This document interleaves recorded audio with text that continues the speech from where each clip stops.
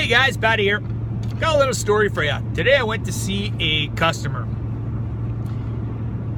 And when I pulled into his yard, it was, you can probably tell, there's lots of snow back there. It's blowing snow. It's basically a snowstorm here where I'm at. So I went to see him because he wanted some cleanup done in his yard. But as I started talking to him, I could definitely tell that he made it in life. He was wealthy, he was happy, but you couldn't tell just by looking at him. I had to ask these questions as I'm chatting with him. Long story short, he has bought and sold real estate, he owns real estate, he rents apartment complex, he's built apartment complex, he buys and sells land. He said he just sold one of his ranches. He buys and flips cars, motorcycles. He owns a dozen planes. But the point of the story is he's the type of guy that goes to the Barrett-Jackson auctions. He was saying he's heading out there for some vehicles.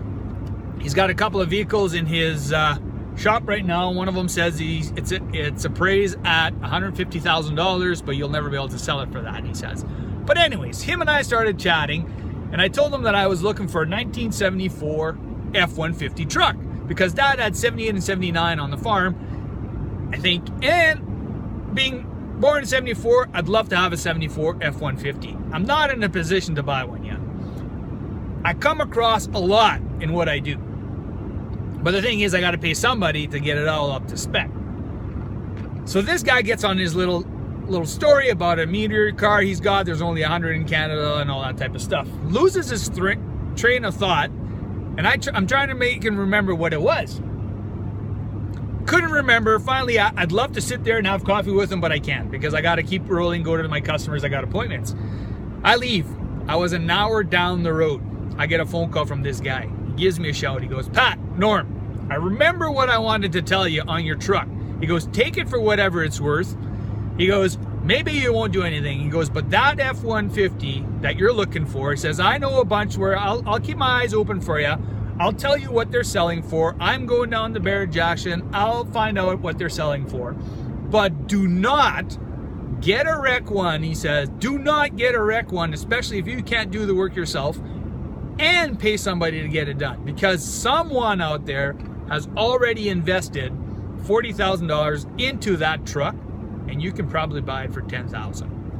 I had already kind of thought of that. I go, there's no sense because I can't do the body work paying somebody. I might as well just buy one when I'm going to be able to. However, the point of my story is this guy didn't need to call me. He didn't have to call me with that little tip. But he was not afraid to pick up his phone and give me a call to tell me that little tip. He's pretty successful by just me talking with him.